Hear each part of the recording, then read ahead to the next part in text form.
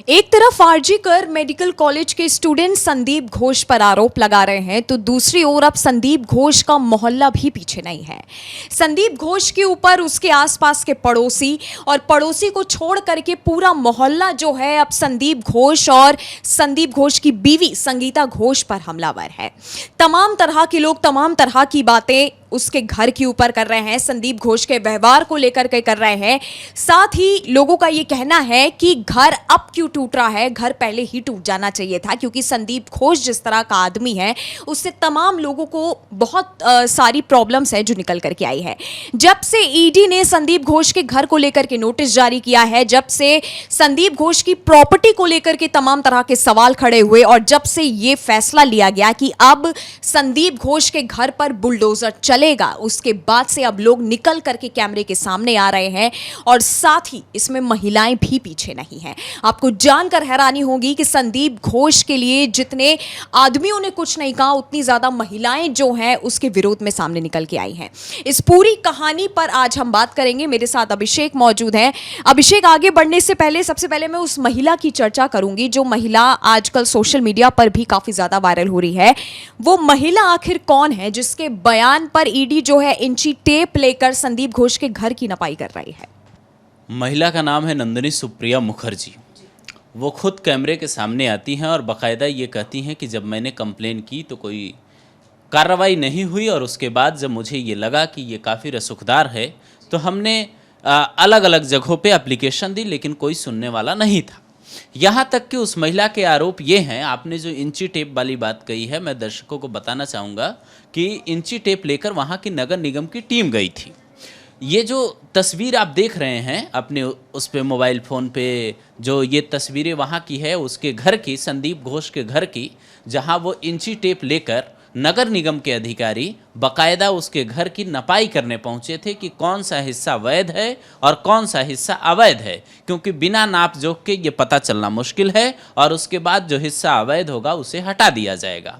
ये जो महिला है नंदिनी, जिसका नाम आपने लिया, जिसके बारे में आपने कहा कि वो महिला कौन है, उनके बारे में जानना चाहिए। वाकई उन्होंने बताया है बाकायदा कैमरे के सामने आकर कि पुलिस के सामने इस महिला ने, जो ये संदीप घोष है, इसने ये बाउंड्री की थी, अवैध निर्माण किया था और ख़ास बात ये थी कि उस वक्त पुलिस के वहाँ पे जवान भी मौजूद थे। अब ये सवाल ये है, आप इस बात को ऐसे समझिए कि वो कितना रसूखदार था। यहाँ तक कि वो महिला पुलिस में, नगर निगम में, कोर्ट तक में शिकायत करती है, लेकिन संदीप घोष के अवैध निर्माण पर कोई कार्रवाई नहीं होती है। जब संदीप घोष को सीबीआई उठाती है, ईडी उठाती है, तो उसके बाद उसके घर के पे संकट के बादल छाते हैं और उसके बाद आप तस्वीरों में जैसे देख सकते हैं, एक महिला गेट खोलती है और अचानक से उस घर में कई पुलिस वाले, 2-3 पुलिस वाले और निगम के अधिकारी दाखिल हो जाते हैं। जिस घर के बाहर पुलिसकर्मी कभी ये नोटिस लेकर भी शायद नहीं पहुंचना चाहते होंगे, उस घर में पुलिसकर्मी दाखिल होते हैं। आप सोचिए संदीप घोष कैसे कुछ ही दिनों में अपनी कुछ गलतियों से कहां पहुंच गया है। बिल्कुल, और मुझे लगता है अभिषेक की सुप्रिया मुखर्जी, जिस तरह से आपने नाम लिया, उन्होंने जो कुछ कहा है संदीप घोष के बारे में, हमें वो सुनाना भी चाहिए दर्शकों को। तो सबसे पहले आप वो सुनिए जो सुप्रिया मुखर्जी संदीप घोष को लेकर के बता रही है। जो बिल्कुल ही इलीगल है, इसके बारे में हम बोले थे, वो कुछ भी सुने नहीं, एकदम कंप्लेन किए थे, लेकिन प्रॉपर वे थे कंप्लेन किए थे। हाँ, तो लेकिन वो हमको तो माने क्या आपको बताओ, इतना बैड बिहेवियर था, बहुत खराब, कोई बात सुनने के लिए नहीं था, पुलिस को लेके ये सब किया था वो। हालांकि ये बयान यहीं तक सीमित नहीं था। संदीप घोष के व्यवहार को लेके, जैसे मैंने पहले कहा कि उसके व्यवहार से भी कई लोगों को दिक्कत थी, फिर चाहे वो आरजी कर मेडिकल कॉलेज के स्टूडेंट्स हो या फिर चाहे उसके मोहल्ले वाले हो। अभिषेक, संदीप घोष अपने मोहल्ले में अपने पड़ोसियों से व्यवहार कैसा करता था? ये तो मैं बता रहा हूँ कि ये बताने से ज़्यादा ये है कि उस महिला की जो बयान आपने सुनवाया, जो बाइट सुनवाई, वो महिला खुद बता रही है। वो खुद को एक डॉन जैसा समझता था।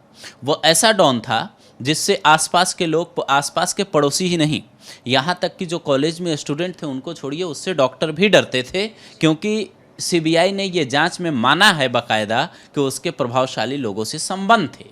लेकिन कहते हैं कि जब प्रभावशाली लोगों से संबंध हो और आप एक बार फंस जाएं तो फाइलें ऐसी ऐसी खुलती है कि जो निचले तबके के भी जो कर्मचारी और अधिकारी होते हैं, जैसे आप मान के चलिए इस केस में नगर निगम के अधिकारी, वो भी फिर वो तमाम चीज़ें खंगाल लेते हैं जो कभी किसी की नज़र नहीं पड़ती।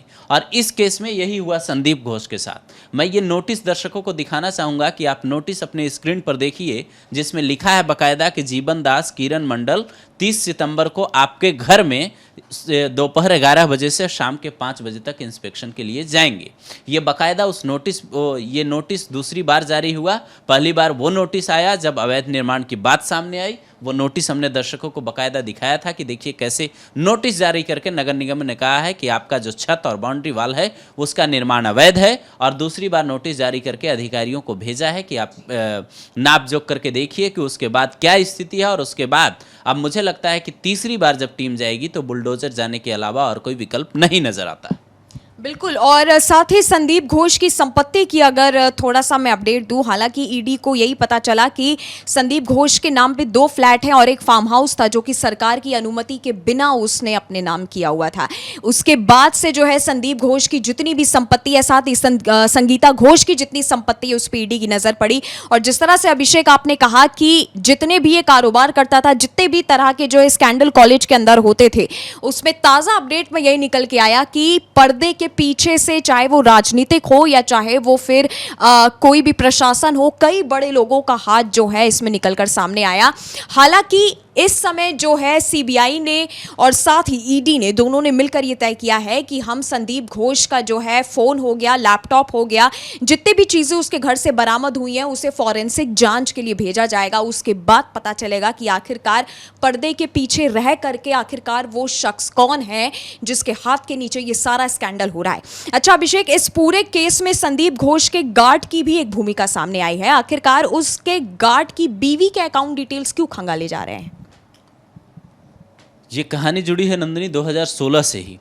ये संदीप घोष जब मुर्शिदाबाद मेडिकल कॉलेज में हुआ करता था तो 2016 से 18 तक वहाँ रहा। और ईडी और सीबीआई की टीम, जो आपने सवाल कहा है, वो 8 साल पुरानी फाइल इसीलिए खंगालना चाह रही है क्योंकि सारे राज वहीं से जुड़े हैं। और तब ये सिर्फ एचओडी हुआ करता था, तब प्रिंसिपल भी नहीं था संदीप घोष।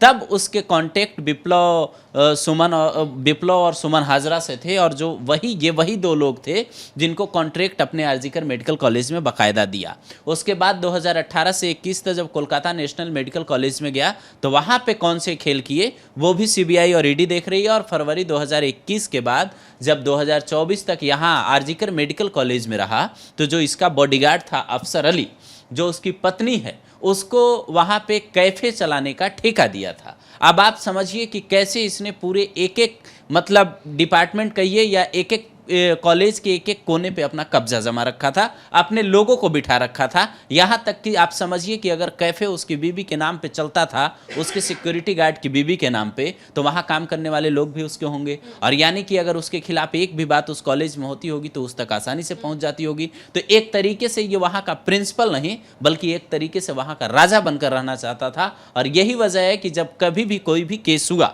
जब भी कोई खुलासे हुए तो सीबीआई और ईडी को वक्त लगा फाइलों को खंगालने में। और अब अफसर अली की पत्नी के नाम पे जो कॉन्ट्रैक्ट दिया था, उसके बाद से ये बात अब सामने आ रही है कि क्या उससे भी पूछताछ होगी, क्या उससे वो जानकारी जुटाई जाएगी, या फिर अफसर अली की भूमिका थी, वो बॉडीगार्ड था इसलिए उसने अपने नाम पे ठेका नहीं लिया और अपनी पत्नी के नाम पे ट्रांसफ़र कर दिया। ये तमाम चीज़ें जांच के घेरे में है। और मुझे लगता है कि उसके बाद ये बात पता चलेगी कि संदीप घोष किन किन प्रभावशाली लोगों के से संबंध थे, उसके किन किन प्रभावशाली लोगों के कांटेक्ट में था, क्योंकि ये बात सीबीआई और ईडी दोनों के लिए जानना जरूरी है। बिल्कुल। और जिस तरह से इस केस में अब जो है ईडी सुनवाई कर रही है, हालांकि जो भी सुप्रीम कोर्ट में अब सुनवाई हुई थी उसमें सबसे पहले ध्यान जो देने के लिए कहा गया वो यही देने के लिए कहा गया कि सबसे पहले आप डॉक्टर बिटिया को इंसाफ कैसे मिलेगा उस पर फोकस कीजिए, बाकी की जो चीज़ें हैं वो बाद में देखी जा सकती है। अब जो है सुप्रिया मुखर्जी का बयान निकलने के बाद से इस केस में क्या नया मोड़ आता है, और जिस तरह से पर्दे के पीछे कई बड़े लोगों का हाथ होने का जो है डाउट जताया जा रहा है कि कई बड़े लोग ऐसे थे जो संदीप घोष से काम करवा रहे थे। अब वो बड़े लोग कौन हैं, किस राजनीतिक पार्टी के हैं, कौन से प्रशासन के हैं, ये अब देखने वाली बात होगी। आपका अगर हमसे कोई सवाल है तो वो आप हमें नीचे कमेंट सेक्शन में कमेंट करके बता सकते हैं।